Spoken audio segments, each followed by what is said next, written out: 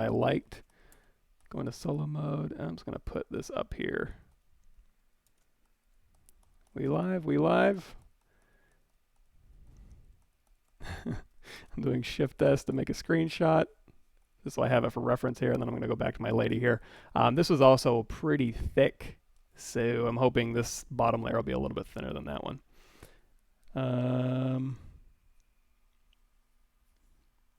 We good? We back on?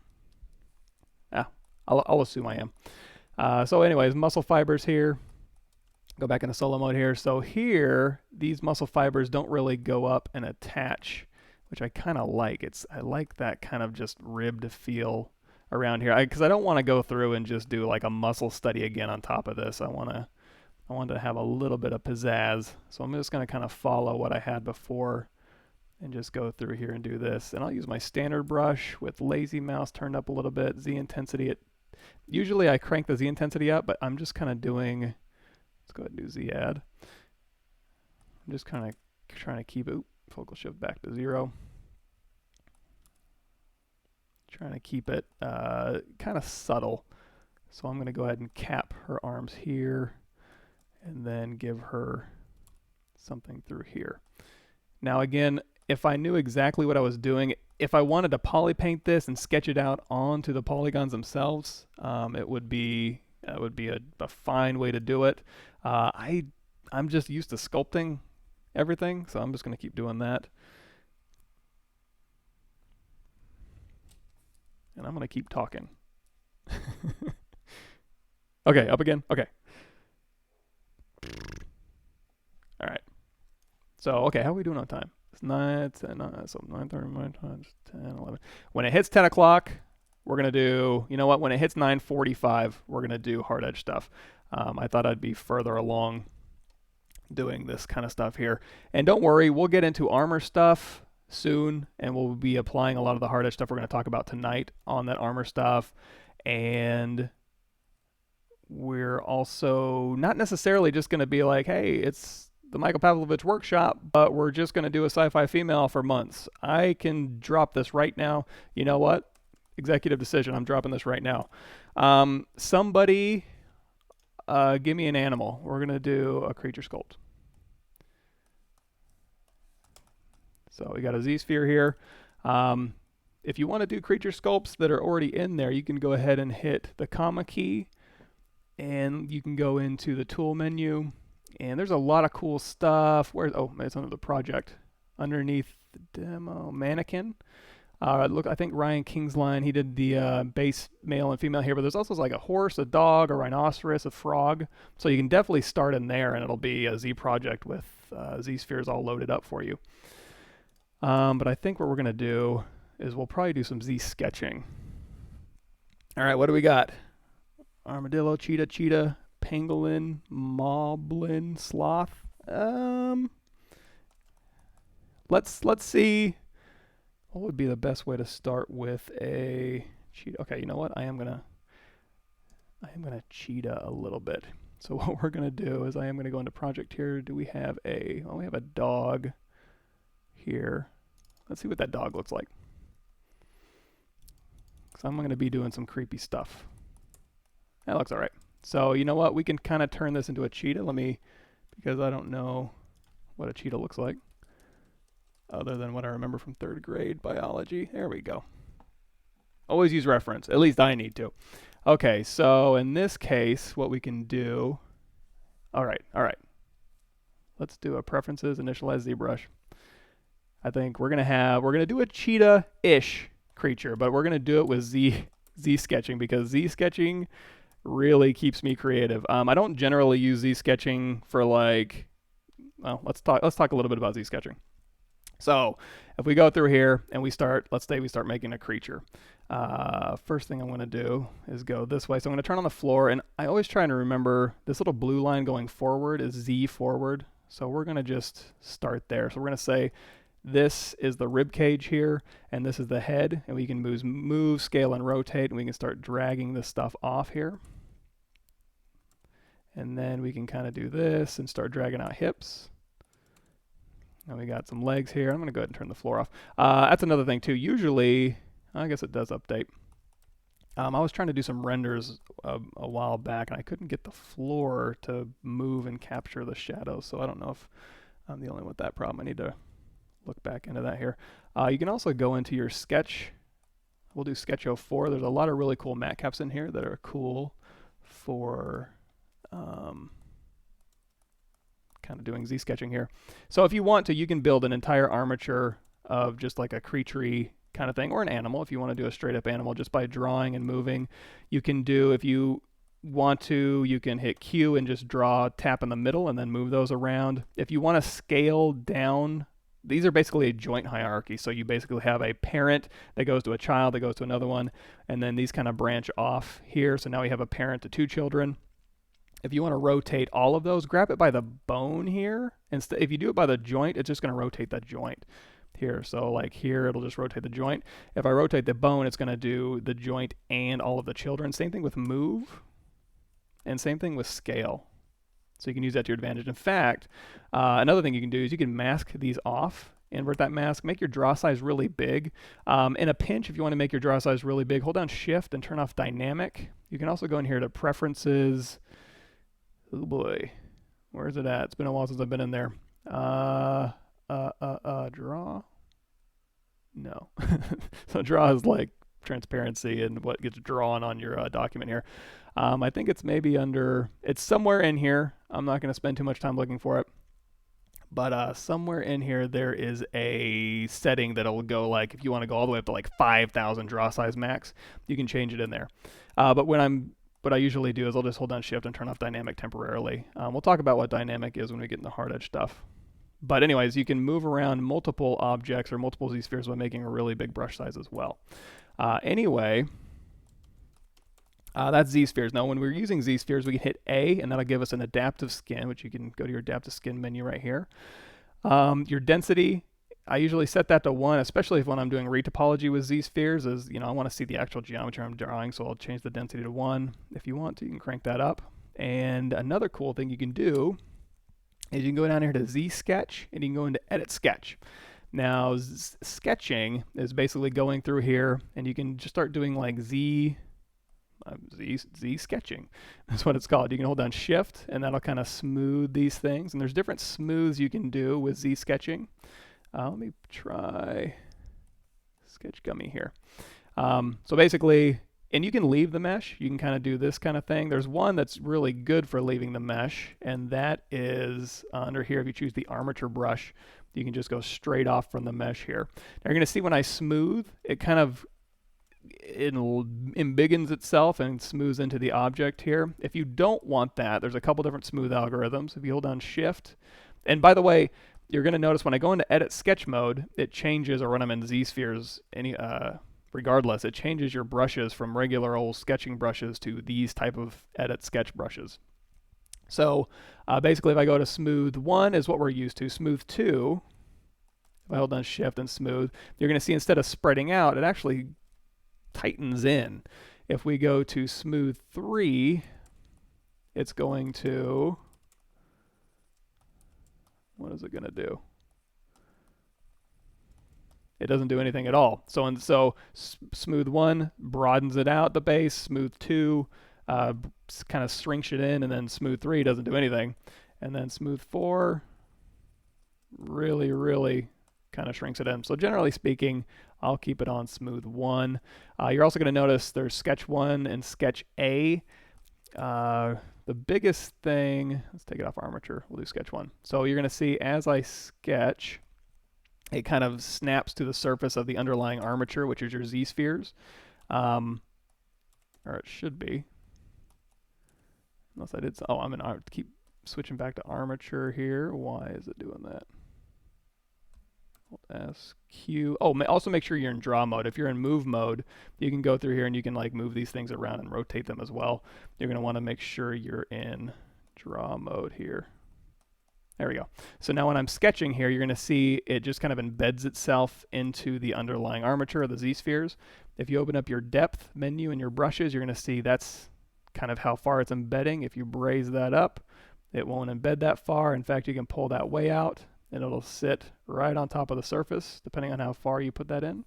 So That's kind of cool. And then we'll hold down shift. So, okay, so it looked like sketch 1 got in my smooth for some reason. We'll change that to smooth. There we go. So now we can kind of smooth this stuff out. You can also paint with this kind of thing too. So if we go to RGB and change it to red, we can start painting on this thing. And if you hold down shift and change it from Z add to RGB, you can actually smooth that transition out. So you can go through here and you can paint Z sketches. We'll go to an orange here. And if you want to see examples of this, go to your tool, hit the comma key, and go up here to your tool. Up here, there's some really cool ones. We'll grab this little doodad. So here you see we have a nice cool Z sketch here. So basically, let's go back to our thing here. The reason why you're going to see if we go out of edit sketch mode on here, there's just a Z sphere here. And there's a reason for that. So if we look at this thing, we're like, okay, what a cool creature. He's got arms and he's got goop stuff on him. Neat. So if I want to go ahead and make a unified skin, I'm going to hit A. Because when I'm starting an edit sketch, it doesn't do an adaptive skin. That's for Z spheres. It does a unified skin, which if you look at it, turn on polyframe here, you're going to see it kind of looks like a Dynamesh. And if you look at it from straight from the top, it's kind of even quads. From the side, it's even quads. But then when the surface kind of breaks on an angle, it kind of interpolates that geometry. So think of it like a big cube with a certain resolution that's just projecting geometry down. And that's kind of the result you'll get. Speaking of resolution, you can crank up your resolution here. And right now it's set at 128. You can smooth it a little bit. But that's your unified skin. What you're going to notice is no Z-sphere. There's a way around that, but it does have some certain limitations. If we turn off Edit Sketch and hit A, we get the armature, but it's just an adaptive skin because it's just Z-spheres. So if you want your sketch and your armature all at once, there's two ways to do it. And you're going to see the limitations of one of them. So for example, if we go into Edit Sketch mode, and we hit A, that'll give us unified skin. If we go into Edit Sketch mode, turn off Edit Sketch, turn on Show Sketch, so now you can see it's kind of ghosted, and then hit A, that's going to give us our adaptive skin, and you're going to see it inherits the poly paint, and it's starting to inherit our Z sketches. So if I crank that density up, you're going to see it's grabbing our sketch. Now it does have limitations. You know, when I went way out here, it only goes about that far, so it's going to lose anything that you go way out on. If you're just like drawing in muscle, it'll grab it, or it'll project that.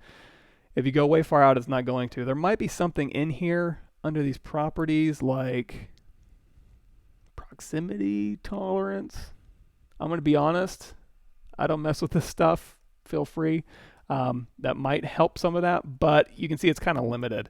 If you want to have the best of both worlds, what I like to do is I'll hit A with just my sketch showing, and then it's unified skin. So I'll go, okay, I want this. I'm going to hit Make Unified Skin. That's going to throw a skin Z-sphere up here that is just my unified skin. And then I'll hit A, and I'll turn off Edit Sketch, and I'll hit A again, and I'll hit Make Adaptive Skin.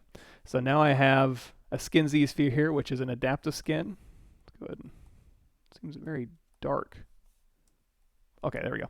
So I've got my adaptive skin here, and then I can go to append my sketch, and now I have my sketch and my adaptive skin. I've got them both. If I want to really quickly, I can just merge these things down. Let me see. There we go. I have too many hotkeys in my brain. And then I can turn off project, turn off blur. This will be under your geometry Dynamesh settings here. Hit Dynamesh, and now everything's all Dynamesh together really nicely, and you can start sketching on this thing. Make sure you hit X to go across X symmetry. Now, to avoid all that, well, I mean, that wasn't that difficult, but if you want to, you can also start out with a Z-sphere like this guy did. And if we hit X to go across X symmetry, we're going to turn on the floor to make sure we're pointing forward here.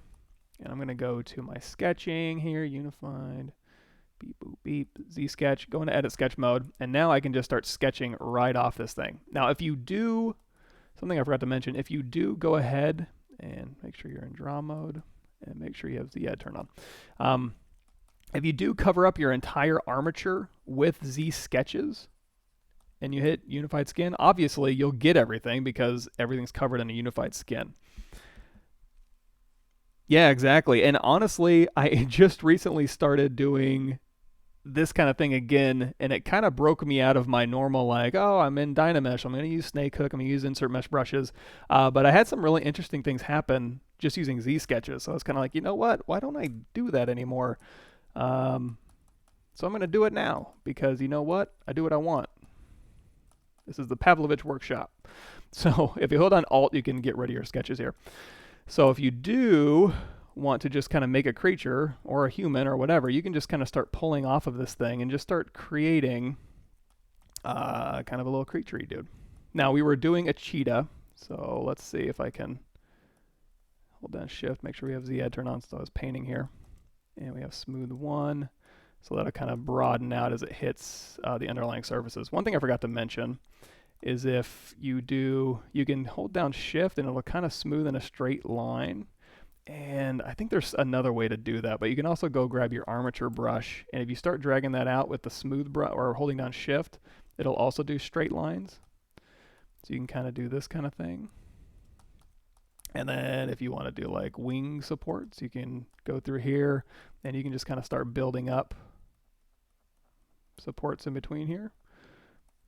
And then we can just keep going. So now when we hit A, we can kind of have a membrane and stuff. And of course, there's other curve, tri-fill brushes and stuff like that we can use later. But you know what? I am in Z sketching mode, so I'm going to drag this way back. And we'll start out with our little cheetah here. So, cheetahs. What do they look like? They kind of have big barrel chests, which I like, so I'm going to keep that. I'm just going to kind of do a barrel-y chest here, and I'm going to go back to my sketch 1. I'll smooth these down here. So we'll start out with a little blob here. We'll call this as barrel chest, and really quickly I can just kind of do a kind of a dangly arm like through here, and then we'll continue this barrel chest out. We'll just keep sculpting this up, and then we'll kind of do a tiny body back here. And again, I can use my move to kind of move and rotate this stuff around, and then go back into draw mode, and then just kind of draw out something. And then we'll kind of go give it a head here and a neck, and we'll start smoothing this stuff in. Now, another reason why I tend to like Z sketching for creature work is because if you told me, Mike, make a cheetah, but make it a creature cheetah, I probably could. But my first inclination would be, let me make a cheetah and then make it creaturey. Whereas when I'm using Z sketches, it's so loose and it's kind of so abstract. I can kind of start seeing things that are kind of interesting. So I'm almost immediately into like alien mode, which I'm usually not in. I usually have to force myself into being like getting weird. Kurt Papstein does a lot of really cool alien stuff, and that's just something I never do. But this kind of puts me into Kurt Papstein mode, I guess you could say. So I can kind of go through here and be like, okay, let's do smooth this out here, smooth this out here, and we'll just keep sketching here. And if we want to do even more, let's try the armature brush here, and we'll kind of do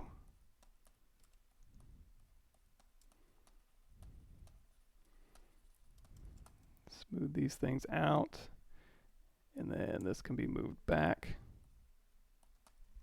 and then we'll just start grabbing our smooth 1 and sketch 1. So we have kind of a weird thing going here, and we'll go down along the spine here, and we'll kind of, I want to tuck this way up and bring this way down. And then go back into draw mode here. So we're just drawing and we're smoothing and just kind of looking at weird stuff here. And we can kind of do some interesting things to the face.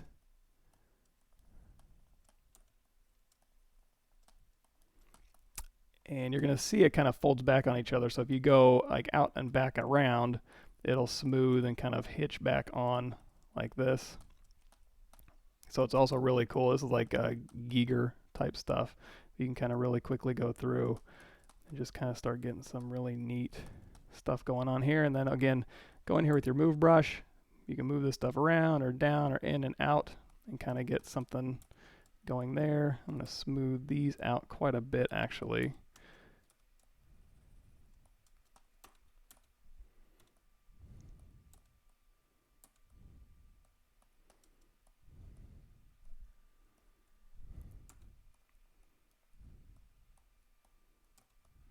And let's go back in with our brush here. So anyway, we'll have something going here real quick.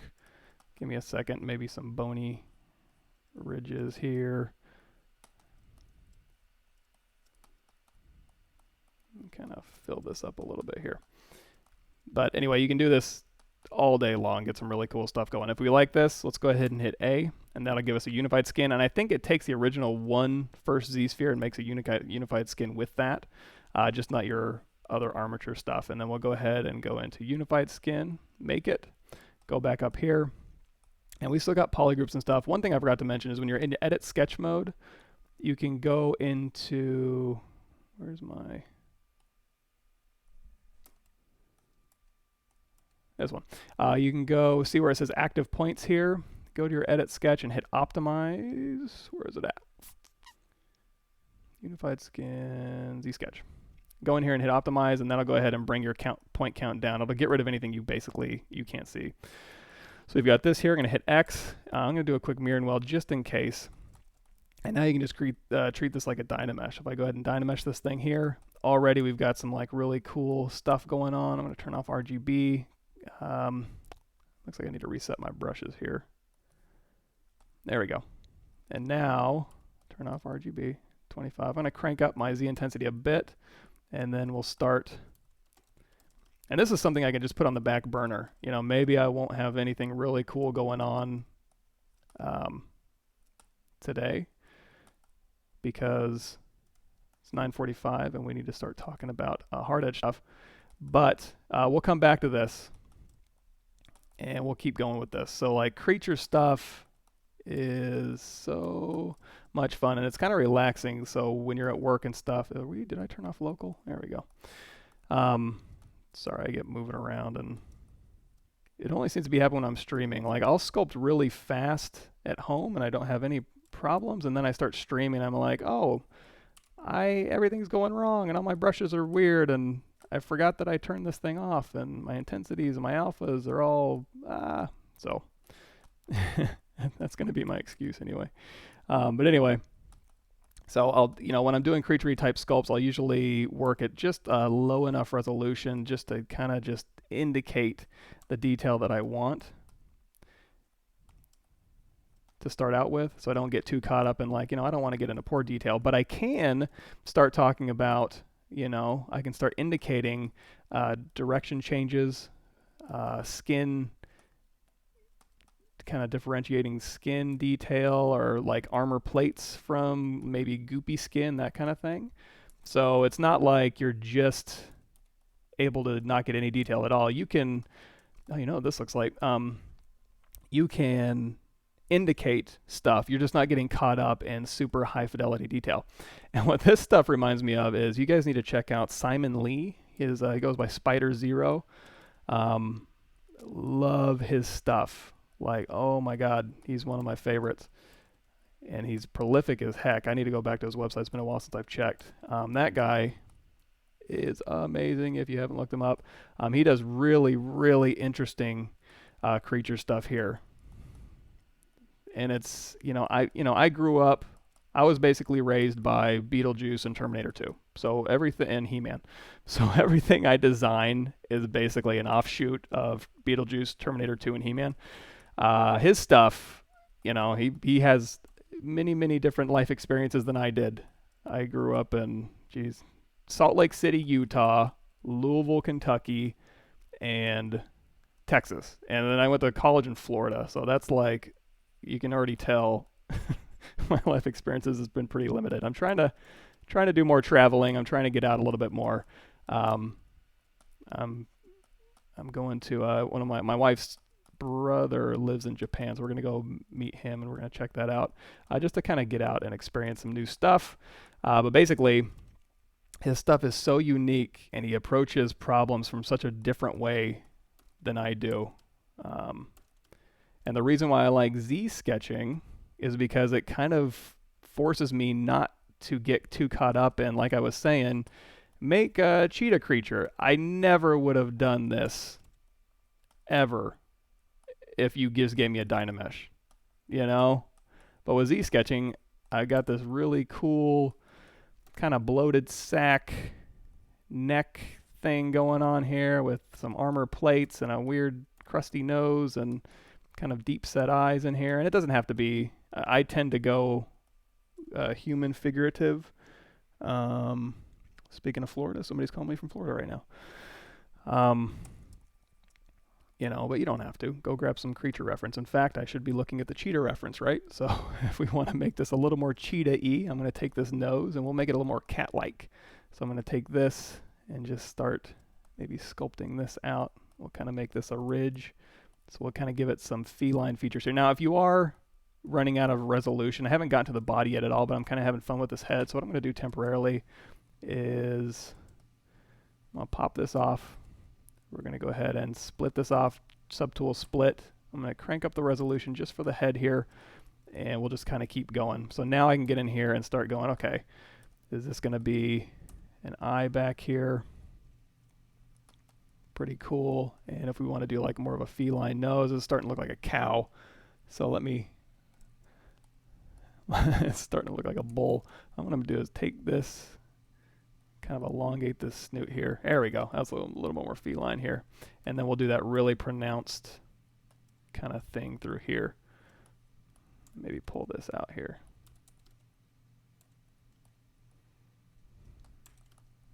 Now, cheetahs are fast and sleek, and I already gave it kind of a weird bull thing, so I'm already kind of failing. But you know what? That was just a suggestion. Thank you for the suggestion, by the way.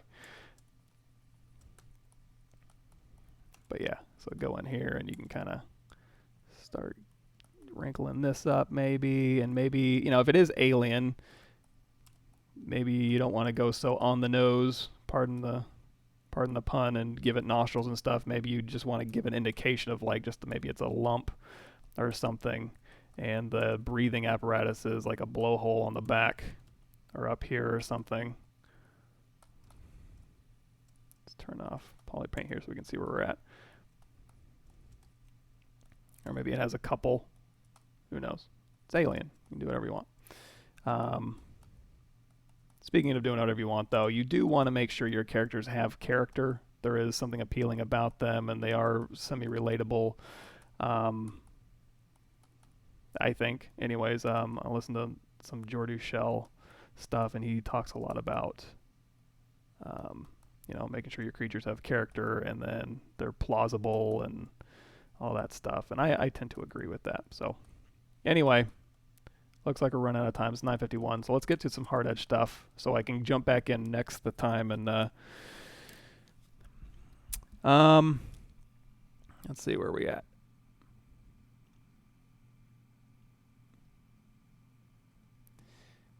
Bind a Z-sphere armature to a unified. Yeah, so we kind of went over the Z-sphere and Z-sketching. You can do the show sketch, and it'll grab both of them kind of within a certain range. Yeah, for the hard surface modeling, we'll definitely be doing, for the sci-fi female here, we'll be doing, hard edge armor. For the one on my channel, we'll be doing more military clothing and pouches and vests and stuff and clips and attachments and stuff. A little bit of hard edge stuff, though. Yes. So speaking of, let me go grab, I have a list of things to go over here just because I'm going to be touching on a lot of it, and I think it'll be nice to kind of have a nice succinct thing for you guys to watch. If I have this, let me go to my documents here. Bear with me.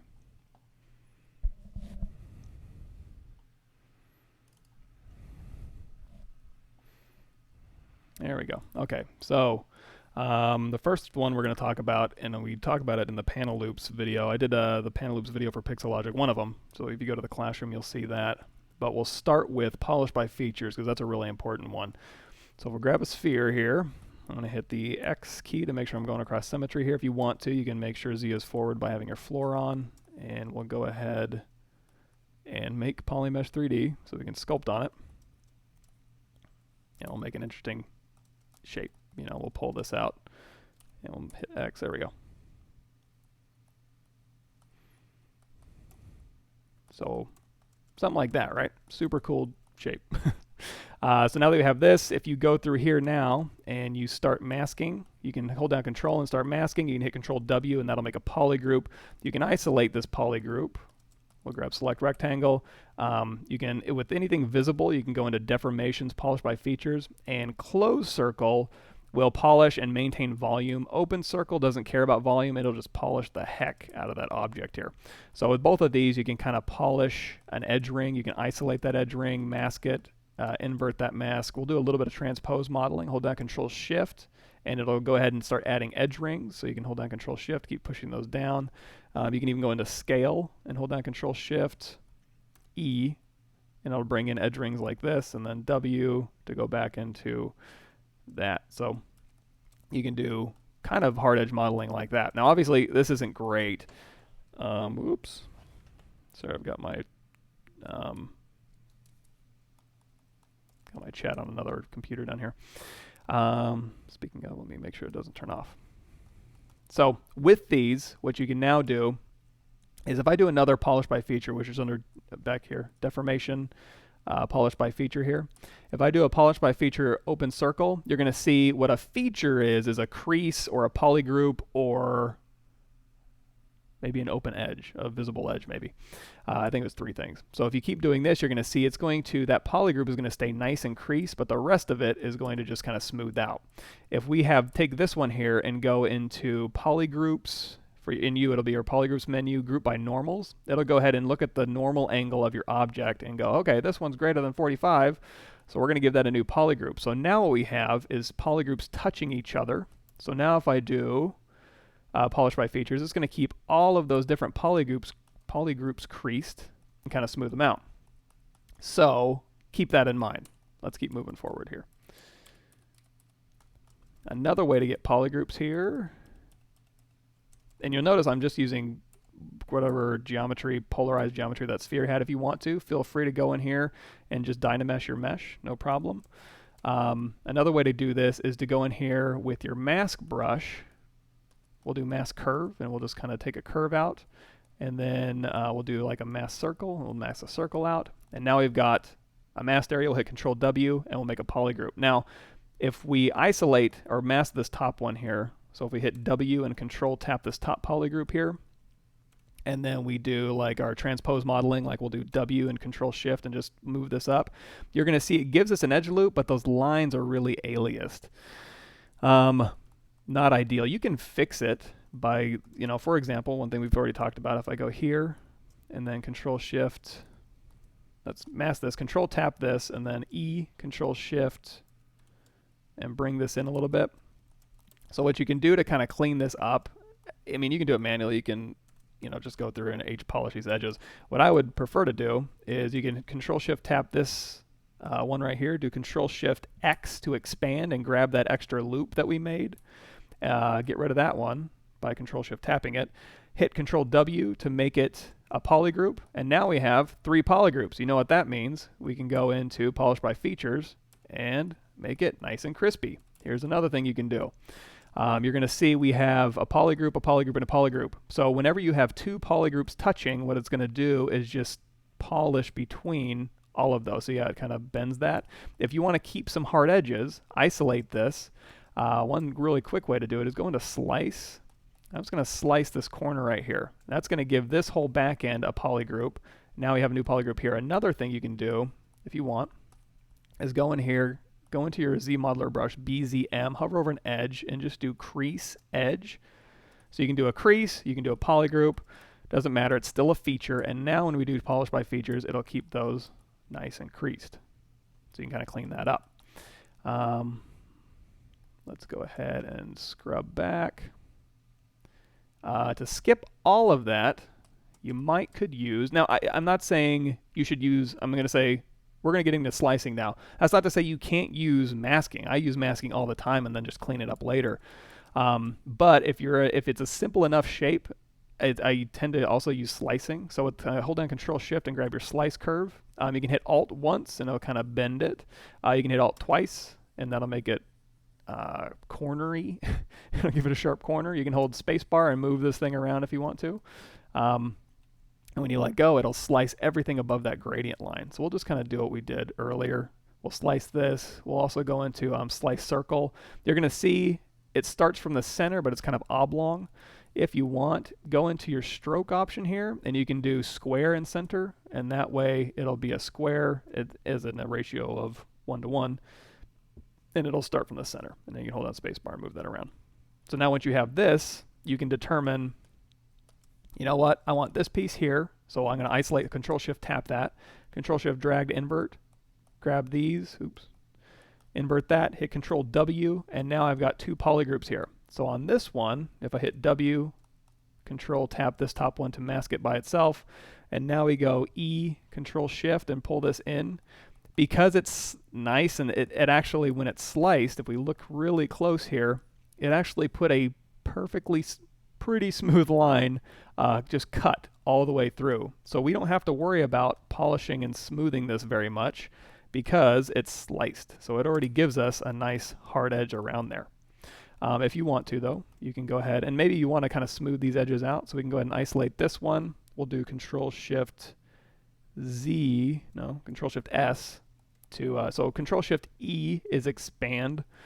Control Shift F is to shrink it. It looks like we got some stragglers in here. I'm going to grab this select lasso and we'll kind of get rid of those, hit Control W, and now we've got polygroups in all three, and now we can just do a polish by features and kind of polish those up nice and smooth. Everybody good? Good. Okay, so once you have this, another way to get topology, and this is something we've gone over here, we're going to go to Subtool, Append, Z-Sphere. If we have a Z-Sphere, where is it? It's going to be hidden inside of there. If it's not, I'm going to go on across X symmetry. If it's up here or something, you can just scale it down, move it inside so it's out of the way, or just scale it down and move it away. And I'm in X symmetry here, so that means I'm going to go to Matcap Pearl, drop that down to a medium gray, and now I can go and make my density 1, edit topology. For you guys, that's all down here in your topology and adaptive skin. So now that I have a Z-sphere selected and something visible, and it doesn't really anything, you can have multiple here. So if I go grab this one and we rotate this thing around, so we've got two things visible here. Doesn't matter. Whatever's visible on your screen, ZBrush will snap to it. If you don't want it to snap to it, turn it off. So we got our Z-sphere selected. If we go into transparency mode, you're going to see it in here. We have edit topology, density of 1 turned on, which for you guys is way down here under topology. And now we can go through and start retopologizing this guy. And by retopologizing, I don't mean like, well, I'm going to make a game res mesh. I'm just saying make some topology that you can use for hard edge surfaces later. So really quickly, if you need a very, very unique shape, or you want to kind of just follow this along here, you can do that. So let's say we want to go up here, and then we want to go this way, and we want to go around in an arc, and then back around like so for some reason, and I just want to follow this shape. So you can use topology to do that. And you can use topology to do a lot of things. So if we have our shape here, we can hit A, which again is our adaptive skin. We go into solo mode. There's our skin. It's at a density of 1. We can turn on polyframe. Everything's looking good. If you want to, you can also turn on skin thickness, and that'll give you some thickness there, which for you, I think it's under the adaptive skin menu. And you can kind of bump that out. If not, it's not a huge deal. You can always add that in with ZModeler later. So I can hit A. I like it. Make adaptive skin. Insert. Bada bing. You can continue using the Z-sphere if you want to. You're like, you know what? I have my skin Z-sphere. Looks great. I'm going to go ahead and hit A, delete topology, and then retopologize something else. You're off to the races, right? Whatever, eyeball or whatever that shape is. Oops. So we can do delete topology. So we've got this topology here. And now I can go in here. If I do want thickness, I can do QMesh polygroup all, for instance, and we can kind of use a little bit of ZModeler. Now here's something interesting. When I pull this out, this one wants to go out and this one wants to go in. That means this side somehow got flipped normals. One thing adaptive skins tend to do is if you go down here to your display properties, you have double turned on. If you turn that off, you're going to see, actually neither of them are flipped. They're just kind of doing something interesting. If you ever do notice that while, let me just show you an example, because sometimes you'll do this. How to fix this is pretty easy. I'm just going to grab this one, delete hidden, mirror, mirror and weld. For you, it's deformations, mirror, geometry, modify topology, mirror and weld. That's why I have them right next to each other in my custom menu. Make sure you hit X to go across X symmetry here. And now what you can do is sometimes it'll have double on. So sometimes it'll look fine and you'll go like, I want to do an inflate, and you'll inflate up and it shrinks. You're like, what's going on here? Go down here to display properties, turn off double, and you're going to see, oh, my normals are flipped. Occasionally they get flipped. Just go flip them back and you're good to go. If you have one side that's flipped, just isolate it visually. Oops. Hit flip, and then the other side will stay fine, and you're good to go. So in this case, I can hit D, which is underneath my geometry, not Dynamesh, dynamic subdivision. So as I hit D and Shift D, it's toggling dynamic on and off. There's also QGrid, which is really interesting. I use this if I'm just doing box extrusions, basically. So dynamic is a smooth subdivision, and you're going to see the poly groups are already creased. If you go in here, you're going to see a little dotted line. If you want to, you can also do crease tolerance. So it's underneath your crease menu here. You can drop your crease tolerance down and just hit crease, and that'll go through and look at different angles and crease them that way. You can also manually just go in here and just do crease edge and just kind of crease it. Like I want that to be creased here and here, and I want these edges to be creased here. And now if you're having a hard time, just hit Shift D, crease them, hit D again, and you're good to go. If you didn't want them to be that sharp, all you got to do is go into ZModeler here, insert single edge loop, and just pop an edge loop in there, and that'll kind of just start making those vertices basically average over a shorter distance, which makes them sharper. In fact, if I go to uncrease all, which is under your crease menu, here it is here, and then I can just go through here and I can like, you know what, I want to make this top part sharp. I can crease those top groups, or I can just kind of put a line in here, and now I can just start modifying the shape like this. And then the Q one is basically, if I do, okay, we'll start with a Z-sphere, make polymesh 3D. We'll go to initialize. Now it's not a primitive initialize, it's a Q-cube initialize here. So what I would do with this thing is I would go QMesh polygroup all, and I would just start QMeshing this stuff up like so. And then we'll take this, oops, we'll do QMesh a single poly here, and we'll also, you know what, I'm going to do an insert single edge loop. If you want to snap right to the middle, we'll do insert multiple edge loops and just snap one to the middle here. And over here, we're going to do, we'll QMesh these back. And then we will take this one here, oops. And you know what, that's good enough. So whenever you have a basic shape like this and you want to just kind of bevel the edges, one thing you can do is, go to matcap gray here. Instead of doing, so if you hit D, that gives us a dynamic subdivision, and that's just giving you a preview of what it would look like if you hit Control D and got subdivision history and an average your vertices. If you do QGrid and pump that up, you're going to see it kind of grids out our topology, and I'll show you what it looks like in just a second. And you also have this coverage here. So you can kind of just give it nice bevels like this, and then you can change your QGrid up and down. I've been using this a lot lately for hard edge stuff. And you can do chamfer, constant, bevel, all this stuff. If you hit apply and you look at the geometry, you're going to see this is what it's doing. It's basically putting edge loops in to give you that nice box beveled shape there. And they can use this as the Dynamesh or whatever. But back to our sphere here. So if we go back to, this is the one we were doing, yeah. We'll grab this dude here. And we'll take this off here. We'll delete it. And delete that, and delete that. Okay, back where we started here.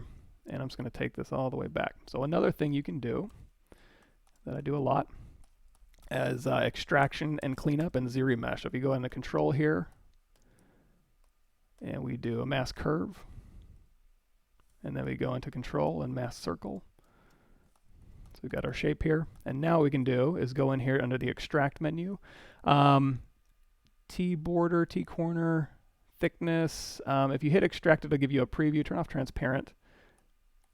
There you go. We can kind of see a little bit better. Basically, the smoothness here, you're going to see we have close and open circle again. So if I do an extraction with closed circle and smooth, you're going to see it kind of starts to smooth it out, but it maintains your volume. If I do open circle and extract, you're going to see it smooths it better, but it really kind of bends those corners there. So I tend to keep that off and just get an extraction like that. If I like it, I can hit accept, go grab my extraction, unmask, and you're going to see we have basically whatever geometry was underneath there has now been extracted out. We have an edge ring in here. If we want to isolate that edge ring, we can. But for now, we can just, if we want to clean this up, we can immediately go into our polish by features open circle or closed circle. It depends on how much you want to polish it, and just clean that up. If you want to, you can isolate that inside ring here, and then you can go through here and we can grab our slice curve, and we can just slice this to keep them sharp. And now when we do a polish by features, it'll go ahead and keep those nice and creased. Now, this geometry isn't all that usable as far as Z-Modeler is concerned. If I want to make it more usable, what I will do is go down here to our Z remesher button here. I'm going to turn on keep groups, and my target polygon count doesn't really matter. Right now it's like 87,000. I can do it at 5 or whatever, that's fine. I'll drop the adaptive size down to 0 so I have nice even quads, and I'm going to hit Z remesh. And I'm basically just taking this mesh and making it more usable for Z-Modeler. So we'll give that a second. And with keep groups on, it's taking each one of my polygroups and giving it basically a framed mesh so that Z remesh knows to keep that nice and sharp. Did a great job. If you go down here and hit half, you can keep dropping this down as low as you want to. This is fine. So now what I can do, now that this is working, or it's a little bit more simplified, I can go through here and start doing some Z-Modeler kind of extrusions and Q meshing and stuff. Now, here's a caveat. If I want to poke a hole through here and I try and push this through, see how it does that?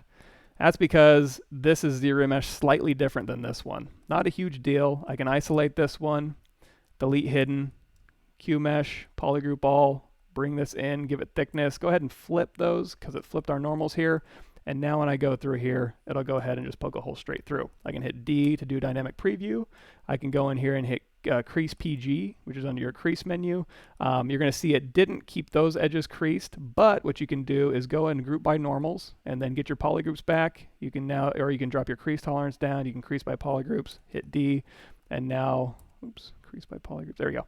And that'll give you a nice crease look, or if you don't like that, uncrease all. So you don't really lose anything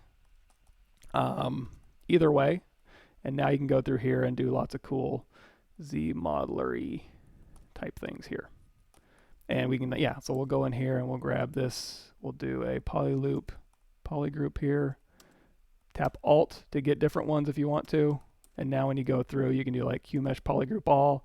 And you can go here, and then down, and then up, and then down, or whatever. And model however you want, but it makes it a little bit more usable. So now we've got this thing. He's kind of got an alligator head. We're doing hard edge creature sculpts here. Move this around. Use your move brush. We got a cool little thing. How we doing? Let's see.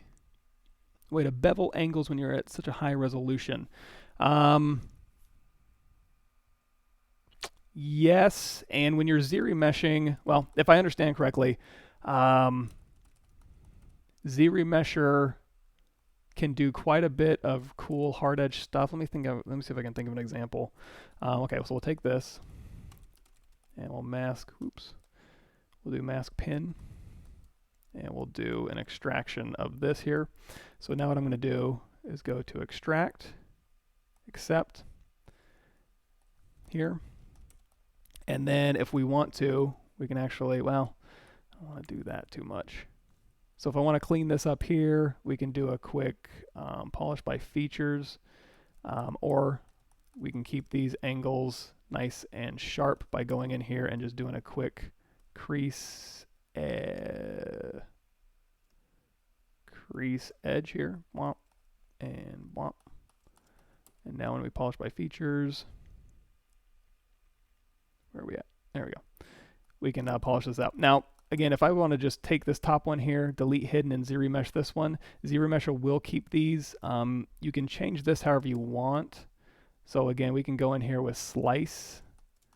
The one caveat I would say is that you're going to want to keep your border edges pretty smooth, because Z-remesher will try and Z-remesh those aliased. So if I do delete hidden, and then you can change these angles to whatever you want, and then when you Z-remesh, I don't have any borders here, but I can just do Z-remesh half, and it'll keep those nice and crispy. Now, if you start seeing it kind of like soften, oh, here's another thing. If you hold down Shift and you're smoothing, and it's like, why won't it smooth these things? Go in here to your smooth brush modifiers, change your min connected to 1, and now you'll be able to smooth one thing. So if you notice, your Z-remesher is starting to soften out your angles a little bit here. So when you're going down half, it's just getting softer and softer. What you can do is, well, let's go ahead and make them soft here. Soften up. And it's doing a great job, but just every once in a while you'll notice it's kind of losing its hardness here. It'll start doing stuff like this maybe.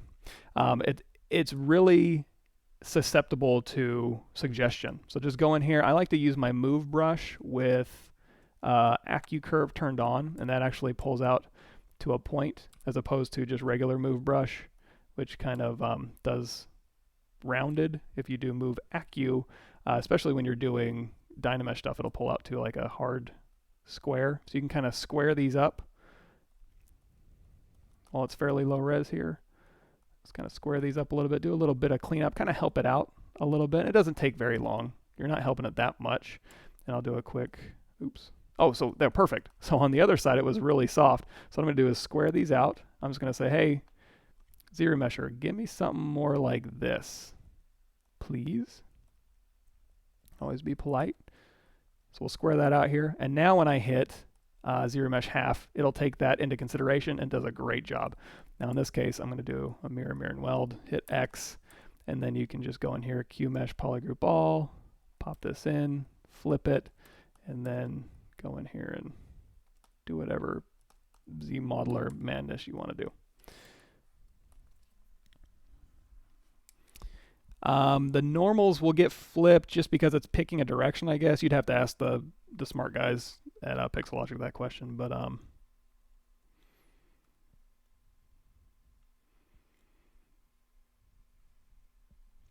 I'm just showing off techniques right now, but if you call this not making something, you're crazy, because this is a damn cool thing, if I don't say so myself. But so we did Z-modeler stuff. You can also do panel loops off of this thing. So if we isolate this thing here, and if I hold down Control and start masking on here, it's going to go through. So if I hold down Control and then do turn on backface masking, that way it'll just mask up here. So I can hit Control W, and then we can isolate this thing, and we can tell it under here. And I mean, I'm not going to go over panel loops. I've done quite a bit of panel loops. But underneath edge loops, you've got panel loops with, you can change the thickness, the bevel profile, all that good stuff. And we'll turn off double here, and that'll just give me a panel loop I can change. Also what you can do, sometimes I forget about this. If you go to BI and then do insert H cylinder, that's basically a half cylinder. It can be insert half anything. And then we'll just pull this up. Shift D. It'll take whatever that polygroup is that you made and whatever that empty hole you put in there, control drag again, and it'll interpolate between those two objects here. So now you can go hold down Shift, turn on backface masking, and now you can kind of just smooth those out, hit D, and then if you want to, remember transpose modeling. So I'm going to go to the side here, hold down Control, mask lasso. We'll grab this top part here, invert that mask, E. Now, if I start doing transpose modeling like this without LSIM turned on, it'll want to go to world center. So turn on LSIM, which is local symmetry. And now we can kind of start modeling this thing in, modeling this thing up, all sorts of things. You can go ahead and increase this however you want to, and you can do kind of box modeling with separate objects like that. How are we doing on time? Okay, we still got some time.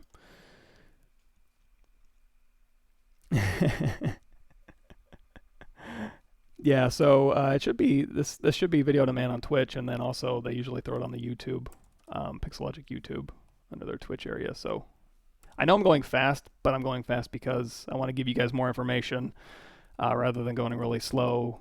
But you always have it on demand, so you can always go back and rewind it and stuff like that. So yeah, we'll call this our cheetah creature. So another thing we could do, and this one's really fun. This is probably one of my more favorite things to do. I'm going to start out with let's do a cylinder first. Oh, it's getting busy in here, and my eyes are starting to go. I'm getting old. Make polymesh 3D, polyframe, and we'll go ahead and shrink this thing down here. Make like a little medallion gear thing. So if I start subdividing this, it's going to kind of average those vertices, which because it's squished isn't that big a deal. If you want to really quickly, just go into your crease menu, and you can go ahead and drop that down and then just crease at an angle threshold. It'll crease your edges. If you don't like all these edges in here, go to geometry, delete loops, and it'll delete loops based on an angle threshold. It'll go ahead and get rid of those for you. And now that we have that, we can hit Control D, start subdividing this thing up, turn off reject, turn off blur, Dynamesh this thing at whatever resolution you want. I'm going to crank it up just a bit here. And then we'll do a little bit of sculpting here. So I'm going to hold down Shift. And if I go into my transform menu here, activate symmetry across the Z, radial symmetry. There we go. So radial symmetry across the Y, and you can start doing some radial symmetry sculpting. So you can capture custom brushes this way, and you can also just make stuff and then go plug it in later. So we'll do both real quick. So we have radial count. If we crank this up to 100, we can do some very, very fine sculpting, kind of like you're on a lathe or on a potter's wheel. You can go in through here, you can trim dynamic, you can go in here with your smooth brush and start pulling stuff up, pushing stuff down, going in here with your trim dynamic. And you know what? I'm going to mask. So I'm going to start masking. Whoops. Should have been in mask pin, not mask lasso here. Beep, boop, beep, mask pin. So we'll take all of this here. What I'm trying to do, and this is something I didn't do on my channel, I should have. I'm going to make sure that this thing comes up and also goes down. So we have, oops. I'm going to turn off radial symmetry. I'm going to activate symmetry in the X and Z, and we're going to drop in, hold down Control, and we're just going to mask circle, stroke, square, center. And we're just going to mask all of this out. The reason I'm doing this is because if I do mask pin, I'm not going to mask all the way through. If I do mask center, it will. So I'm going to drop this down. And the only reason I'm doing this is so we have to play with a mid value later. So I'm going to go back to radial symmetry in the Y, crank up those radial count and the direction. Oh, you know what? When I pulled that straight down, it gave me a really thin mesh. Don't want to do that. Let's pull this down, and then I'm going to click right in the middle here. I'm going to scale this in.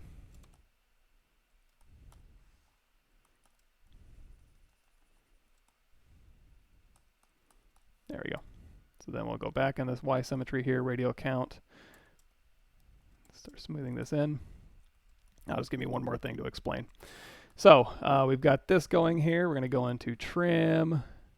You can start trimming these things down. And just because, you have a radial count of 100, it's really fun to use, but remember you can also drop this down to like, 8, 12, 16, whatever you want to do. And then you can start masking stuff out. Inverting those masks, you can go in here with your clips and kind of go in here, and you can if you hold down Alt and the cross isn't over your mesh, it'll want to cut in. If you hold down Alt and it is crossed over your mesh and you hold down Alt, it'll do a circle for you. So you can use both of those to your advantage if you want to. We can go in here with our clay brush here, and we can kind of just drop one of these things in, or we can go into our standard brush, and let's go ahead and clone this off. May change it to a drag dot, give it an alpha, and crank up the intensity, and now you can just kind of just drop stuff in all that you want to. Also change your focal shift down to -100 so it doesn't fade out at the edges there. But before we do that, I'm going to take my H polish brush, hold down Alt, and we'll kind of just clean these up just a little bit. Obviously, Clip didn't do that great of a job. You could do insert cylinder and clip this out and then put an insert cylinder in there. But you know what? This will be all right. So we'll go grab that little dot brush that we made. We'll drag that in there. And you know what? We'll do a brush insert. We'll do BI insert parts, hit M. We'll take a Phillips, drop it in there. We'll go ahead and split this down. Alt tap this, and now we can kind of embed these a little bit here. Because I split those off, I can go ahead and hit Control D, smooth those out a little bit. You can turn off symmetry, and then you can mask out something in the middle here. Trying to think. You know what? We'll do like a cube in the middle here.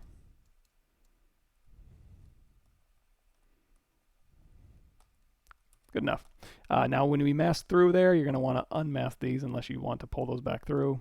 We'll take this up here, Dynamesh this. So this is all just Dynamesh stuff. So now that we have all of this stuff together, if I merge this, well, you don't have to merge this down. If you want to make a custom brush, like an alpha out of this thing, a couple different ways you can do that. You can go out of edit mode to drop it to your canvas here. Go up here to your simple brush, and we'll grab our MRGBZ grabber, and that's going to do just what it says. It grabs your material, your color, and your depth. You can drag that out. If you hold down Shift, it'll constrain to a square. You can hit spacebar and kind of move it around. Once you drop that, it's going to go ahead and grab your depth information and your texture if you want it. You can turn that off if you want. Another thing you can do if you want to be a little bit more precise is you can go to Document, turn off Proportional. We'll do a 1024 by 1024, hit Resize. Hit Control N, and if you did like a 4096, it's probably going to look something like this. You're not going to see the edges of your canvas, so go to Zoom here, zoom all the way out so you can see the edges. Grab your thing that you're working on, drag it out, and then you can just do an alpha grab dock, and it's also in here. So we'll do alpha grab dock, grabs our height, and now we have that good to go. To get my canvas back, I can go over here to Document. If you don't have W size turned on, it's not going to fill up this whole thing. So I'm just going to go ahead and turn W size on. There we go. And now, if we go into our Sphere 3D, make Polymesh 3D, divide it up a couple times, we'll take that standard brush that we cloned off. It's got the drag dot. We're going to swap these alphas out. And now when we go through here, let's do Control D one more time. Our focal shift is at -100. And now you can go ahead and grab this off. You can also hold down Alt, and it'll do an inverted thing. It looks like it did a great job. Oh, you know what? I should have... And I know I sound kind of forlorn that it did a great job, but I was kind of hoping it wouldn't do a great job. What I wanted to show was if you ever get a square outside of here, what you need to do is go into here to Alpha, and go to modify, and you're going to want to change this mid value. That's going to, so if I have, like, let's say I had a square around there, just go in here to your mid value and kind of start tweaking it, and you're going to go, if it goes too high, it'll pop out, and if it goes too low, it'll pop in, and you're just going to go on and go back and forth until you don't have a square anymore, or a nearly imperceptible square, and then you can maybe change your focal shift a little bit to kind of blur out the rest, or you can go into radial fade and kind of start fading out the edges of your alpha. But anyway, this one looks fine. So we've got a little thing here. If you really, really love this brush and you want to give it to all your friends and put on ZBrush Central, what you can do is go to Brush, hold down Alt, select Icon. So we've got an icon here. Go to Brush, Save As. If you always want to have it start up with ZBrush. Go into your C program files, Pixelogic, ZBrush 4R7, startup, brush presets, save it in here, and it'll load up every time you start in ZBrush. If you're not going to use it that often, go into ZBrush 4R7, ZBrushes.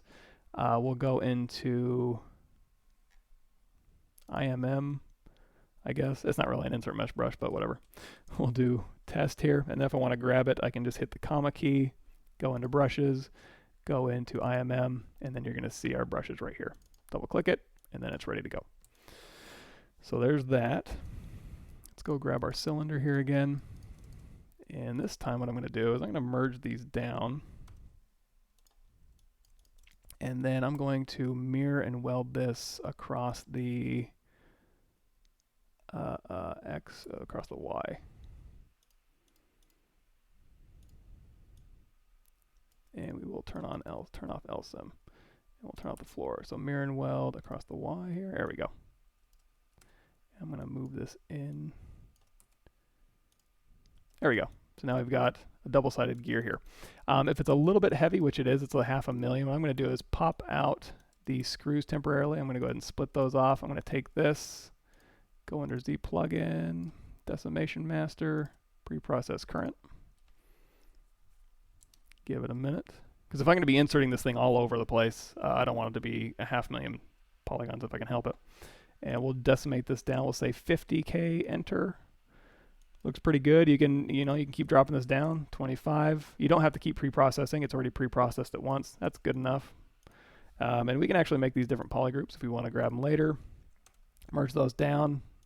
They're separated out. Do B, create insert mesh, new. And if you ever want to drag this out like this way, just do B with this brush selected, create insert mesh, append. Okay. And now when we hit the M key with that brush selected, we've got two different versions. So now we can go back to our zany thing we were playing around with. Where's that at? We didn't lose it, did we? There it is. Okay, so we've got this thing here. Let's make, I did a foot on my channel. We can go ahead and make a hand here. So what I'm going to do is go ahead and I'm going to clip out the back of this thing here. I'm going to clip out the back of this thing here.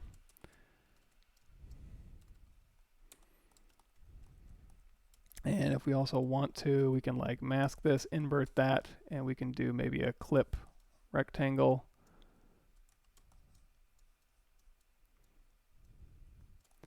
Or let's just do a mask pin. There we go. This will work better. What I should have done is if I want to mask back through there, like so, I should go here. Why is it doing something weird? There we go. I should go here, invert that mask, and then just use the clip curve. And you can do like a jaunty angle here, and that'll just pull everything back. Of course, this top piece is sitting there, so we can try doing a clip rectangle. I just want to get it out of the way here. Whatever. Go for it. So now that we have that kind of ready to go, I can do is go back to my brushes here, hit B, insert mesh, and we'll go to the back here, and we'll just drag that out here and kind of position this in there. Good enough. Now it's inheriting. I have dynamic turned on, so that's why it's going so slow. So what I'm going to do is do split mask points, and I'm going to make sure I turn off dynamic for this thing. It doesn't need dynamic on. It's already pretty high poly. So I can have dynamic on for this thing and this thing, but I don't necessarily want dynamic on for this thing here. So let's see what else we need to go over. I think we're so far so good. So we can start doing this thing. Let's go ahead and merge visible, and that's just going to put a merged visible piece here. And now I can just go through here, and we can do Control Shift drag, and we can rotate these out here, and we can make like a hand or something here. And you've got these Shrek horns that are kind of in the way, so not really well thought out, but we'll make it work here. I'll do one on the back.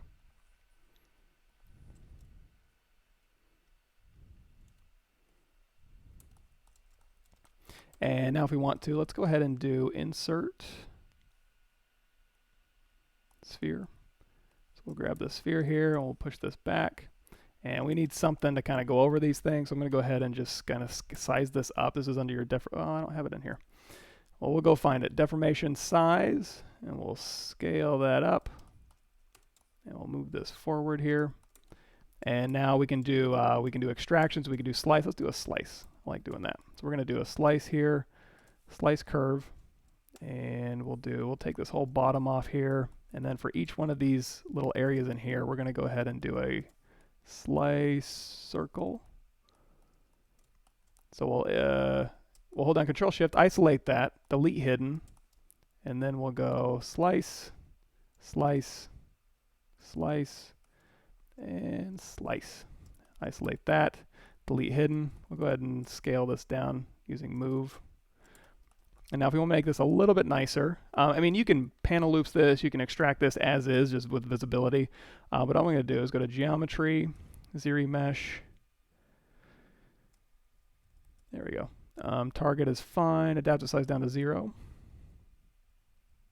And then we'll just keep doing half, half, half. Get it down to something usable here. QMesh, polygroup all. And we'll go ahead and flip. And we'll go ahead and do our crease tolerance down around 50, hit dynamic. We can go in here with our QMesh brush if we wanted to maybe put something in the top here, or just put something interesting along the sides here, whatever you want to do. So now we've got cheetah paw that we can put in our weirdo creature cheetah. There's a kind of a housing there. How are we doing so far?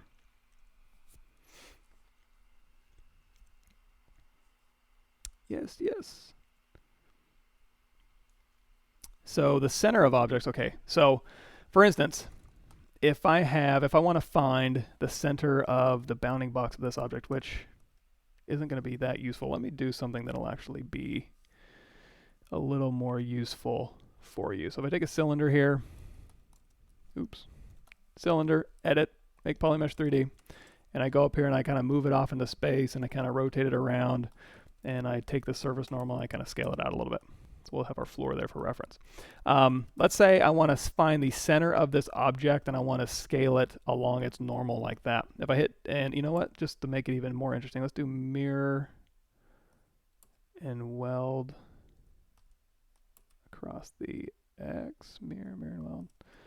Let me bring my floor back here. So let's see, oh, you know what? I am so good, I left it right on that axis. Okay, so we'll go ahead and do a mirror, mirror and weld. So we've got two objects here, and let's hit X to go across X symmetry. So now we can kind of do these objects both at the same time. Now, if I want to find the center of this object, what you can do is you hover over this little white thing up here at the top, and it's going to say, click to recenter transpose. You can control click to restore the camera, which is also interesting. So if you click this, it should go to the center of the object like so. What I tend to do is I'll turn off X symmetry and then I'll click it, and that will find the center between both of them. So sometimes that's also useful. If you turn X off, it'll find the center of the bounding box of both of these objects, which can come in handy. But if you have X turned on, it'll find the center of the local object you have. And now it just snaps that pivot right to the center of that bounding box, and then you're off to the races here. I'm trying to think the best way. My brain's starting to go already. So if I tap here first and then tap here, and then tap the green one, it'll find the center of the object and the surface normal. So now I can scale it right from the middle of that local center object.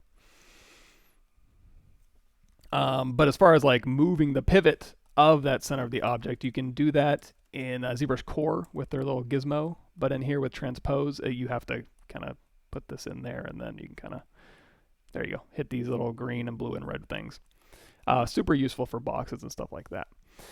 What else we got? Oh yeah, so speaking of this, so if we have this here, another really fun thing to do for, especially for complex shapes. So this will kind of be a complex mesh creation, and then we'll also use the cleanup that we've already done.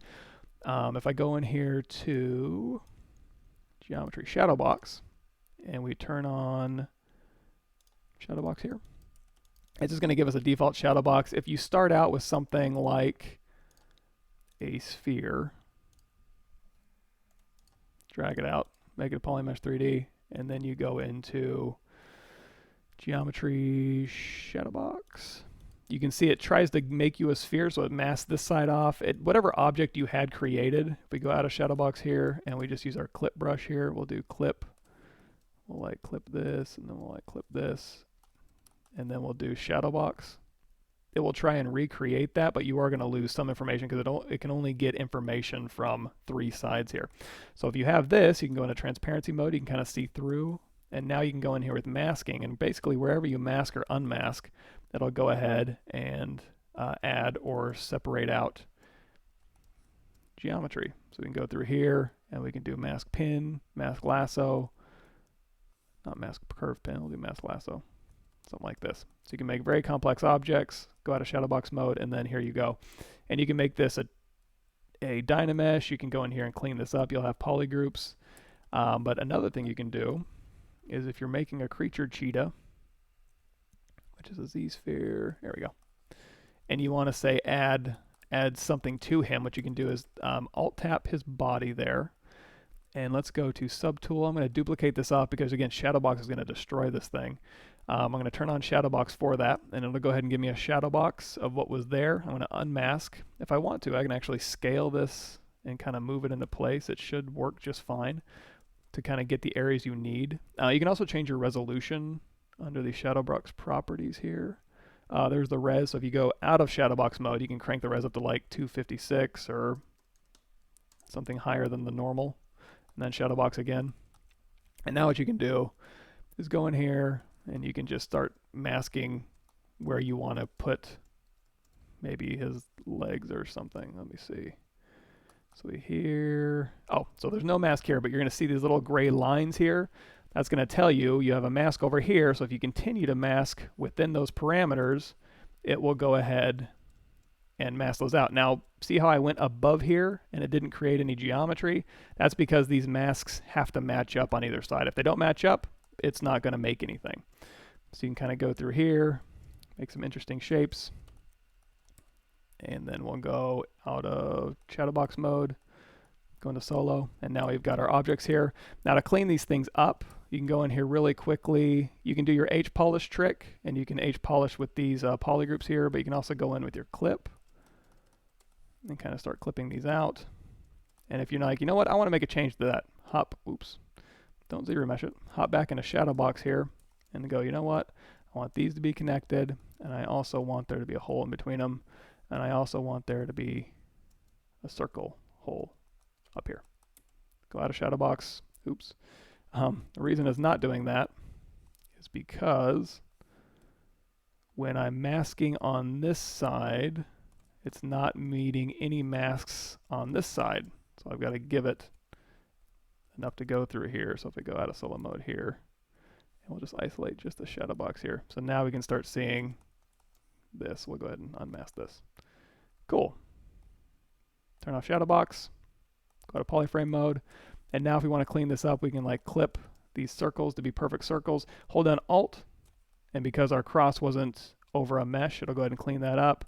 Go into clip curve, and you can kind of clip these things out.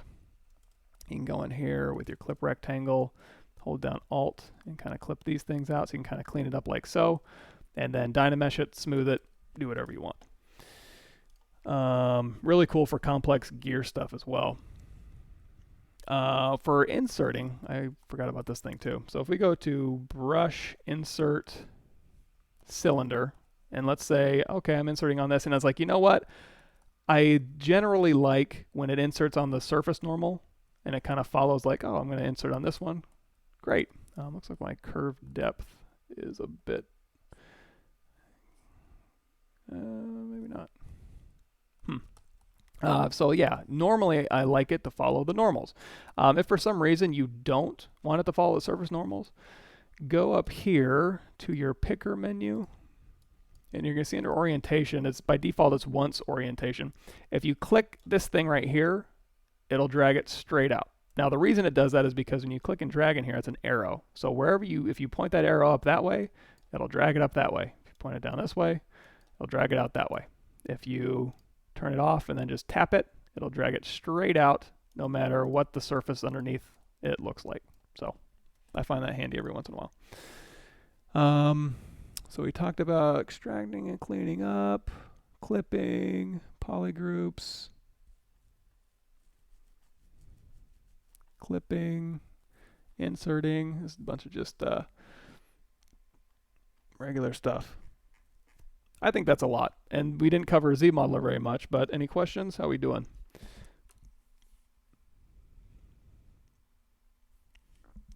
Can you set up several objects on transparency?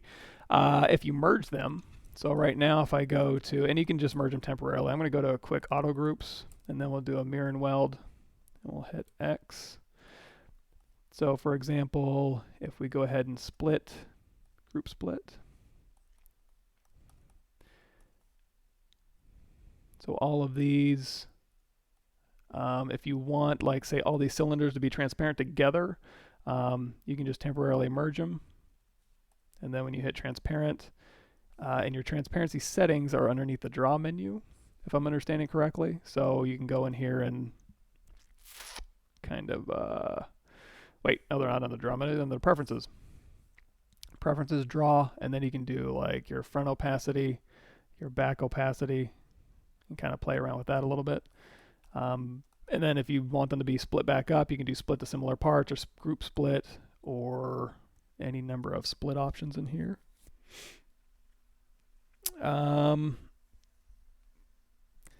That's a good one. I mean, honestly, I don't know. I don't usually, the only time I do transparency is if I want to see through an object while I'm sculpting. By the way, if you ever do want to sculpt through an object, make sure you have ghost turned on. So by default, let's say I want to sculpt on this thing and I go in with a clay brush and I want to sculpt. It looks like it's doing it fine. Oh, it's another clay brush. Let's do standard brush. So I can sculpt fine here, but then as soon as I hit another object, it starts doing really weird stuff. Turn on ghost, and it should allow you to sculpt right through the object and not get in the way too much. So that should help.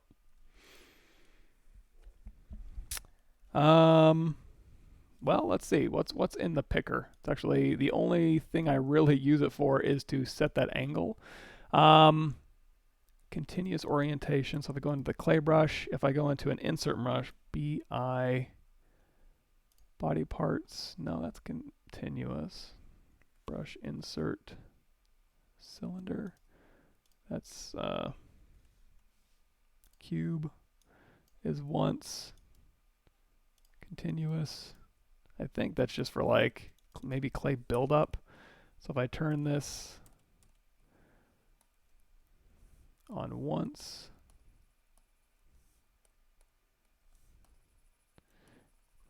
okay, so you can actually dictate which direction these go as far as even your brushes. So I guess this orients everything about your stroke, whether it's an insert or sculpting. It's almost like having a gravity turned on here. So if we turn this like down towards me, it'll kind of sculpt down towards me, which I wonder if that's how they're doing some of those fancy brushes. If you're ever wondering how they do fancy brushes in ZBrush, grab your brush, and if this is ever getting real busy, just hit R, and that won't delete anything. It'll just kind of clear them out. And go through here in your modifiers and your usually your brush modifiers where most of that stuff is happening. It's been a while since I've taken a deep dive into ZBrushes, so okay, so ZBrush Core, Pixelogic has a lot of great videos, and if you go to my YouTube, I have a 50 video for free ZBrush Core walkthrough, and I make a little apple with a worm. It's let me see if I have that here. Shift. Copy. Sorry, I don't have a mouse on this thing. If you go there, that'll walk you through everything I know about ZBrush Core. It's a pretty succinct, it's a very focused program, so there's a lot of cool BPR stuff you can do. It's not quite as robust as ZBrush, obviously, as far as like material options and render passes and stuff like that. But you can give it a shot, and I definitely go through the BPR rendering in the ZBrush Core videos. And if you want to download them, if you don't want to do the YouTube thing, just go to my Gumroad, and they're for free on there too. You can just download the videos and all that good stuff. Let's go back to my cheetah pet.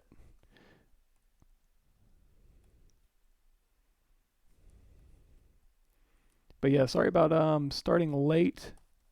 I didn't get through as much as I wanted to. Oh man, this list is out of control here. But hopefully, and a lot of the hard edge stuff, if you are on my channel, you saw a lot of that already. But I did want to go over it on Pixelogic's channel as well, just because I don't know how much overlap I have on there. And we will be going over a lot of that kind of stuff. Give him like some... And even if you do have hard edge brushes, sometimes it's interesting to go through here and just start seeing if anything, just like kind of those happy accidents that can kind of happen sometimes. If you go through and just start doing weird stuff and start looking for patterns and repeating stuff like that. Oh, speaking of, let's do one of those real quick. Let's do some repetitive pattern stuff real quick. We'll do a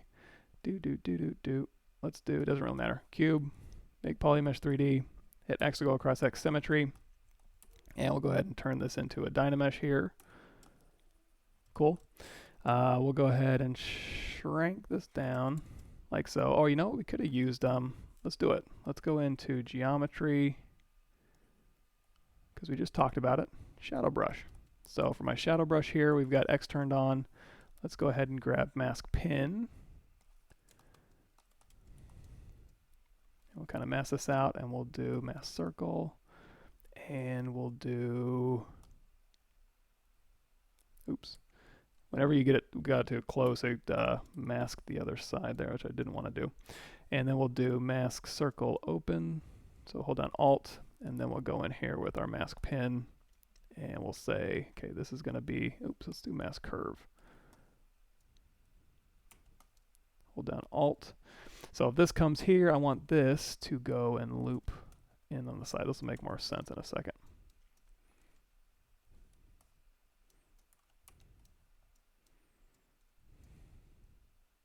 Something like that. Okay, that looks pretty good. So I'm going to do shadow box here. If I want to kind of bend this, I can go in here and just kind of move this out and turn AccuCurve off from my move brush here. Another thing you can do is let's go ahead and do a quick insert sphere. And if I move this sphere out in front of this object here, and I go to the back and I select this object here, and I go into BM Matchmaker, where are you at? BMM, and you kind of position your camera here and you click and drag, it'll actually match the surface to that object. This object's a little bit small, so when I got to the edge I didn't know what to do. So what I'm going to do is scale this up. I can also just go in here to my deformation size. We'll scale that up here. So I'm just going to basically steal the curvature of that underlying mesh using Matchmaker. If you don't want it to be that strong, crank your Z intensity down and it won't match that strong. And now we can kind of do that. Another thing that you might find interesting, so you go into solo mode here, I'm going to go to B, create insert mesh brush, new. And then if I alt tap the sphere and I start dragging it on, you're going to see, okay, it just drags on. Oops, let's redo that. It just drags on a flat surface, right? You know what? Fine. We'll do a quick split hidden, and then we will delete you. There we go. If you want to, you can inherit the surface of the underlying surface. You go in here to your brush modifiers and turn on projection strength. If you crank that up to 100, as you drag this on, it's going to inherit the underlying curvature. If you don't want it to do it that strong, you can turn that down. And now as you drag out, it'll go ahead and just kind of inherit a little bit of that sphere. You're going to see it's kind of sticking off the mesh a little bit there. So let's say I didn't want to do it all that strong, but I do want to embed it a little bit. Take your depth and just drop that down. And now, ooh, that's touchy, isn't it? Barely embed it. And now it'll kind of embed it and inherit most of the curvature in there. Anyway, let's go ahead and delete that. And let's say, I'm just going to just manually just kind of curve that in there. So let's say we want to do an interlocking thing. I'm also going to do a quick polish by features. And I'm going to clip these circles out a little bit bigger. And you know what? I'm going to go ahead and do a trim curve, and I'm just going to sharpen these up. And I'm going to take these top polygroups here. I'm just going to move them out. And then, actually, if I go in here and do a slice, we can slice here, and then I'll have a polygroup on the back here. We can mask, and then do a transpose here. Oops. Oh, those are two of the same. So I'm going to do a quick auto groups, polygroups, auto groups, do a quick mirror and weld across the x-axis, and now I just have one polygroup on the bottom here that I can transpose out. Okay, so we'll do this. We went ahead and dynamesh this thing. We can go in here with our trim. Good enough. So now if I want these things to hook together, I need to make sure that when I drag out a copy, hold down Control Shift and drag out a copy, they'll go ahead and hook in. Another thing I'm going to do is I'm going to kind of rotate these in a little bit here. Oops, looks like I got a little bit of garbage on the back here. Let's go to the side here.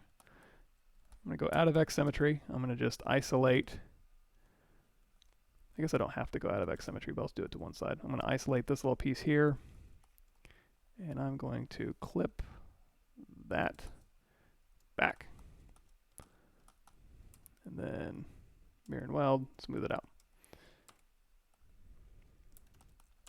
And we'll just do a quick, I'm going to hit Control W, and then we'll just kind of just tap that polish just to kind of smooth it out. So we have this little weirdo thing right here, and we want these to kind of be interlocking. So what I'm going to do is hit B, well, right now it's 16,000 polygons. Let's simplify this just a little bit. We've done this before. We're going to go to Z plugin, decimation master, preprocess current. And then we're going to drop this down to like maybe 2K, because I'm going to be dragging out a lot of copies of this, so I don't want it to be overly heavy. So now we can do brush, create insert mesh, new. And now we have an insert mesh brush of this object. And now we're going to go to stroke. Hold down Shift to open up all of these curve things to keep it all open. Go into curve mode here, and now we have a curve brush of this overlapping spine thing. If we want to, we can turn on intensity and size, and we can go from small to big, so we can kind of taper this thing off. Your brush size is going to control how big this thing is, and your curve step, if we drop that down to like 0.5, is going to say how much they overlap. So if we do a curve step of like 0.75, that'll go ahead and start overlapping these things here. If I would have captured it at more of an angle, they would be interlocking, but we can actually fix that later. You're going to see Z intensity is going to control how thin this thing is. So it's paper thin here. Z intensity to 100, they're pretty thick. If you want to over crank that, go into your brush settings here. And we're going to go down to strength multiplier, crank that up a bit. And now, oops, there we go. That'll kind of force them, because they're flat, it kind of looks like they bend, but if they were just cylinders, they would just increase the vertical height of those things. As you're dragging this thing out, you're going to notice as we do this, they state you can overlap them quite a bit. Where that is this max bend angle. If you crank that up to 90, you'll be able to do very, very precise turns. If you crank this down to 0, it's going to want to fight against that. So if you're doing railroad tracks or something where you don't want to overlap like crazy, you can turn that on, and that'll just kind of give you a cool little little brush here. Obviously you can do as line, you can save off copies of this thing. So if you do like this here, and then you hit, where's that at? Underneath the stroke menu. Stroke. There is, you can smooth the curve, and that is the hotkey for that is 6. So you can hit smooth, smooth, smooth, and then tap, and that'll go ahead and smooth the curve. If you want to, you can hit snapshot, which is 5. So you can do this, and you can hit 5, and that'll be a snapshot of it. If you don't want it, if you want to just do a bunch of copies, what you're going to want to do is turn off bend and snap, hit 5, and then just drag out a copy. And of course, bend and snap is going to allow you to bend the curve and snap to an underlying surface. Like so. What if you want to get rid of the curve, let's say, okay, I like that one, so you're going to tap off. Just tap away from the curve, and it'll go ahead and get rid of the curve. If you want to, you can also go up here and hit curve functions delete, and that'll delete the curve. And then you can have all sorts of cool interlocking things. Of course, if you like this brush, make sure you go up here to brush, hold down Alt, hit select icon, and then save it in your startup or in your comma key stuff up here, and then you can just grab it whenever you want to.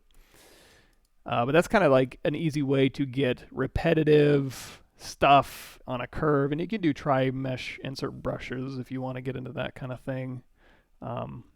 What I do to demonstrate that when I don't have enough time, which I got 2 minutes left, I will go into, we'll grab something, doesn't matter what. It can be a sphere or whatever. Go to brush, insert, curve, hit M, and let's say we want to look at this chain or this scale. That's another thing too. If we take a look at this chain and we drag it out, and it's like, you know what? I don't want to look at that chain. I want to look at brush, insert, military curve. Hit M. You're going to see I want to look at this tank tread. Just tap that curve and it'll update it with the tank tread here. Like so.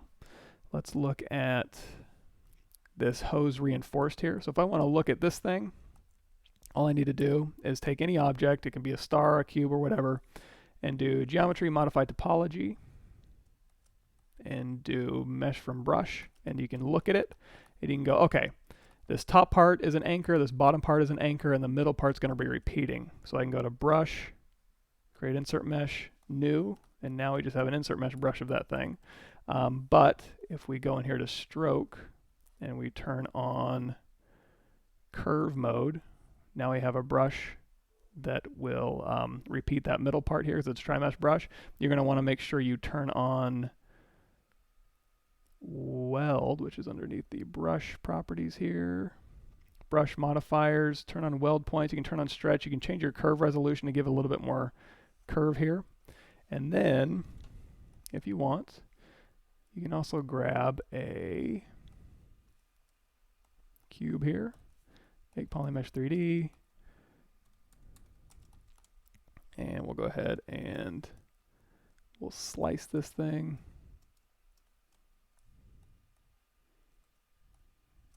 Well, first we'll delete lower. Now, if we take this hose and we want to wrap it around the object, just drag off the object and hold down Shift, and it'll wrap around the object.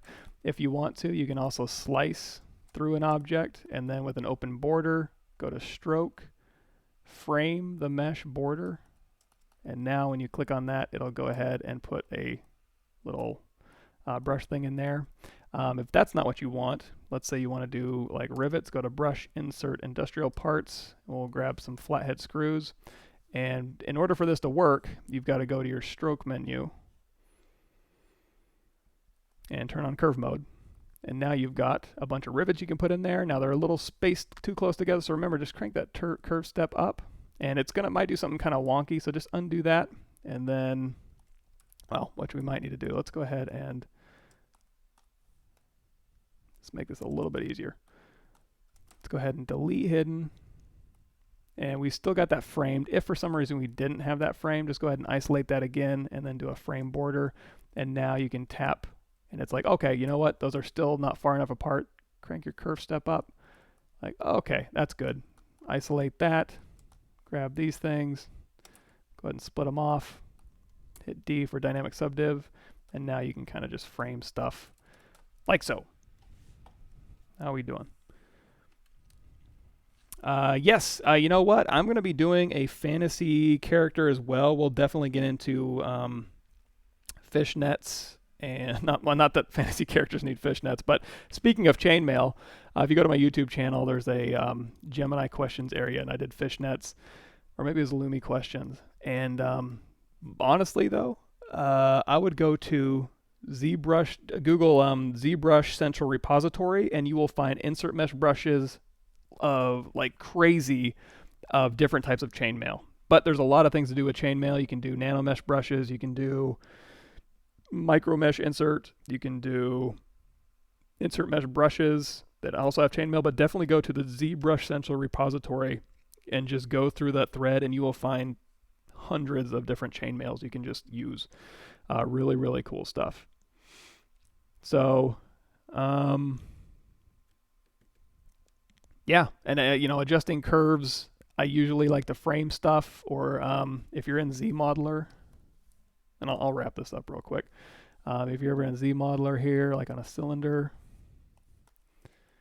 also remember you can go through here and you can do add to curve, and you can just kind of go through here. So for instance, you can go through here and just add a bunch of curves, and then when you hover over this, you can tell it to bevel just those curves here. So that can come in handy as well. And if you wanted to also, I mean, this is a bad example because you can just bevel this whole thing, but if for some reason you're in an area where you can't just bevel everything, just remember you can go to stroke, frame any border, and then with your ZModeler brush, you're going to have add to curve edge, and if you hover over this, you can just bevel all curves. So just a really quick way to kind of go through, and let's go, you know what, do this, we'll do this, and we'll say, you know what, I want to frame, stroke, frame this mesh border, and then use my ZModeler, bevel all curves, and that'll go through and bevel all of those curves you had. So that's something you can do too. If it's small and for retopologizing, if it's small and doesn't change the silhouette, just go right over it. I'll just bake it into the normal. So really, I'm only using retopologize for things that break the surface, unless you need that separate for like an extra draw call that you want to have it separated for some reason for like an environment prop, or I'm trying to think of like if you want floaters for some reason, you could just have that as a separate plane. But if I'm just doing a character and it's got a little screw and it doesn't break the surface, just retopologize right over that and then just bake it right in. I do always use matcap gray. I don't know why. I try to say, like, when you're sculpting, put a basic material and move the light around, but I'm really bad at doing that too. I think because I've always demoed in matcap gray, so I should probably, yeah, so if like basic material and stuff like that. If I'm doing car stuff, I might do reflective stuff, but yeah, bad habits. All right, guys, I think I hit, we'll get into more hard surface stuff. I kind of ran out of time today. Of course, I got started an hour late thanks to Twitch. But yeah, we can go into sci-fi, like cryo chambers, floors, walls, doors. We'll do a little bit of that and kind of hard edge modeling and getting that stuff fired up as well. Avoid doing a ZBrush. ZBrush crashes don't happen that often. If they ever do, usually what will happen is if I hit comma key under quick save here, or under ZBrush recovered files, it'll go ahead and recover. You can usually re-grab your last tool when it crashes. So I don't usually end up losing that much. I don't really have a problem with ZBrush crashing, but your mileage may vary. All right, I will see you guys next. Well, I'll be streaming on my channel Thursday night at the same time as this, but next Tuesday I'll be back on Pixelog's channel. Hopefully, fingers crossed, Twitch is working. But I will see you guys then.